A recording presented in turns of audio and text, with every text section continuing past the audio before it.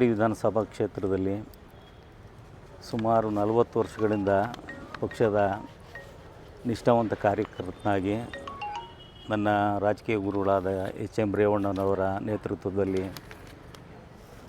ತಾಲೂಕು ಪಂಚಾಯತಿ ಸದಸ್ಯನಾಗಿ ಕಾಂಗ್ರೆಸ್ನ ವಿವಿಧ ಹಂತಗಳಲ್ಲಿ ಹಲವಾರು ಹುದ್ದೆಗಳನ್ನು ನಿಭಾಯಿಸಿ ಇವತ್ತು ಪ್ರಸ್ತುತ ಬೆಂಗಳೂರು ದಕ್ಷಿಣ ಜಿಲ್ಲೆಯ ಪರಿಶಿಷ್ಟ ಜಾತಿ ಕಾಂಗ್ರೆಸ್ ಪಕ್ಷದ ಪ್ರಧಾನ ಕಾರ್ಯದರ್ಶಿಯಾಗಿ ಕಾರ್ಯನಿರ್ವಹಿಸ್ತಾ ಇದ್ದೆ ಮತ್ತು AICC ಅಧ್ಯಕ್ಷರಾದಂಥ ಸನ್ಮಾನ್ಯ ಶ್ರೀ ಮಲ್ಲಿಕಾರ್ಜುನ್ ಖರ್ಗೆ ಅವರ ಆದೇಶದ ಮೇರೆಗೆ ನನ್ನ KPCC ಪರಿಶಿಷ್ಟ ಜಾತಿ ವಿಭಾಗದ ರಾಜ್ಯ ಸಂಚಾಲಕರಾಗಿ ನೇಮಕ ಮಾಡಿದರು.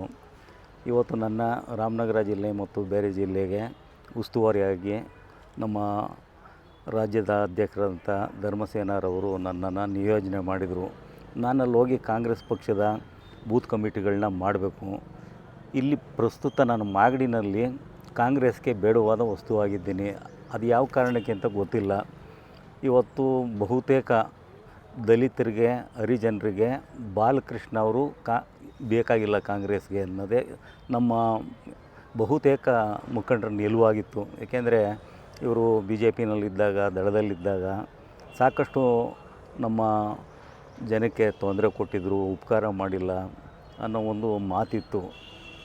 ನಾವು ಸಾಕಷ್ಟು ಎಲ್ಲಿ ಹರಿಜನರ ಮನೆ ಇದ್ದಾವೆ, ಎಲ್ಲಿ ನಮ್ಮ ಮಾತು ಕೇಳ್ಬೋದು, ಇದು ಕಾಂಗ್ರೆಸ್ ಪಕ್ಷಕ್ಕೋಸ್ಕರ ನೀವು ದಯಮಾಡಿ ಕಾಂಗ್ರೆಸ್ಗೆ ಮತ ನೀಡಬೇಕು, ಬಾಲಕೃಷ್ಣ ಅವ್ರನ್ನ ವೈಯಕ್ತಿಕವಾಗಿ ನೀವು ಟಾರ್ಗೆಟ್ ಮಾಡಬಾರ್ದು ಅಂತ ನಾವು ಪ್ರಾಮಾಣಿಕವಾಗಿ ಈ ಪಕ್ಷದ ಕೆಲಸವನ್ನು ಮಾಡಿದೋ.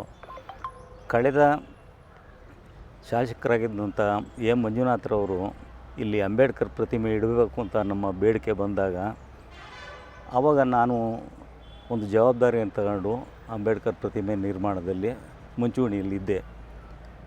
ಅವರು ಸೋತರು, ಬಾಲಣ್ಣವ್ರು ಗೆದ್ದ ಮೇಲೆ ಆ ಪ್ರತಿಮೆ ನಿರ್ಮಾಣಕ್ಕೆ ಉದ್ಘಾಟನೆ ಕಾರ್ಯಕ್ರಮಕ್ಕೆ ನಿಮ್ಮ ಅಧ್ಯಕ್ಷತೆಯಲ್ಲಿ ಕಾರ್ಯಕ್ರಮ ಆಗಬೇಕು, ಉದ್ಘಾಟನೆ ಮಾಡಿ ಅಂದಾಗ ಅವರು ನಾನು ಬರಲ್ಲ ಅಂತ ಹಠ ಹಿಡಿದ್ರು.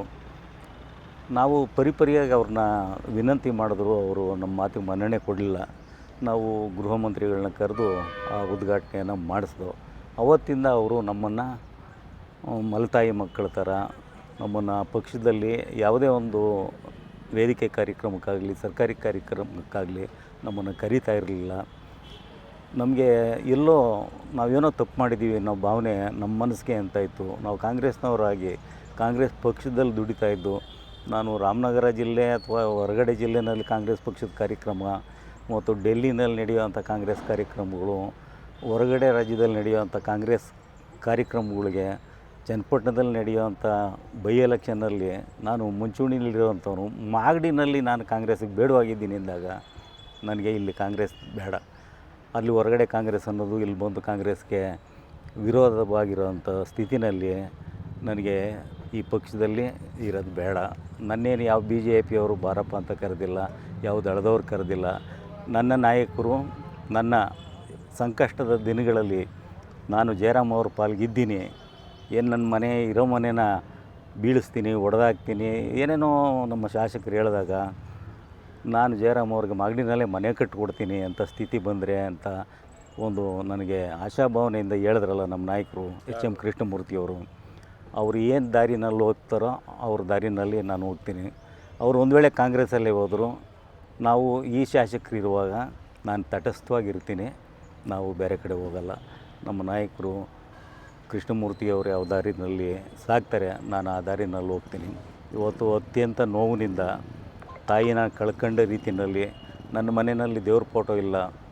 ಒಂದು ಇದ್ದರೆ ಎಚ್ ಎಂ ರೇವಣ್ಣವ್ರ ಫೋಟೋ, ಇಂದಿರಾ ಗಾಂಧಿಯವ್ರ ಫೋಟೋ, ಅಂಬೇಡ್ಕರ್ ಅವ್ರ ಫೋಟೋ. ನಾನು ಈ ಪಕ್ಷನೇ ದೇವರು ಅಂತ ಅಂದ್ಕೊಂಡಾಗ ಇವತ್ತು ವಲಸಿಗರ ಕಾಂಗ್ರೆಸ್ ಆಗದೆ, ಇಂದಿರಾ ಗಾಂಧಿಯವ್ರ ಕಾಲದ ಕಾಂಗ್ರೆಸ್ಸು ಇವತ್ತು ಕಾಣ್ತಾ ಇಲ್ಲ. ಇವತ್ತು ರಾಜ್ಯದಲ್ಲಿ ಪಕ್ಷ ಕಟ್ಟೋರಾಗಲಿ, ನಿಷ್ಠಾವಂತರಿಗೆ ಬೆಲೆ ಇಲ್ಲ. ಇದಕ್ಕೆ ಸ್ಪಷ್ಟ ಉದಾಹರಣೆ DK ಶಿವಕುಮಾರ್ ಅವರು. ಎಂತೆಂಥ ಕಷ್ಟ ಅನುಭವಿಸಿದ್ರು, ಅಂಥವ್ರು ಮುಖ್ಯಮಂತ್ರಿ ಆಗೋಕ್ಕಿಲ್ಲ, ಅವಕಾಶ ಸಿಗಲ್ಲ. ವಲಸಿಗರಿಗೆ ಕಾಂಗ್ರೆಸ್ಸು ನಮ್ಮ ವಿಧಾನಸಭಾ ಕ್ಷೇತ್ರ ಇರ್ಬೋದು, ರಾಜ್ಯದಲ್ಲಿರ್ಬೋದು. ಬಹುಶಃ ಕಾಂಗ್ರೆಸ್ನ ಹೆಚ್ಚು ಬೈದಿರೋವಂಥ ಏನಾದರೂ ಕೀರ್ತಿಗಳಿದ್ದರೆ, ಗಿನ್ನಿಸ್ ದಾಖಲೆಗೆ ಸೇರೋವಂಥದ್ದಿದ್ದರೆ ನಮ್ಮ ಶಾಸಕರು ಮತ್ತು ಈ ರಾಜ್ಯದ ಮುಖ್ಯಮಂತ್ರಿಗಳು ಸಲ್ತದೆ.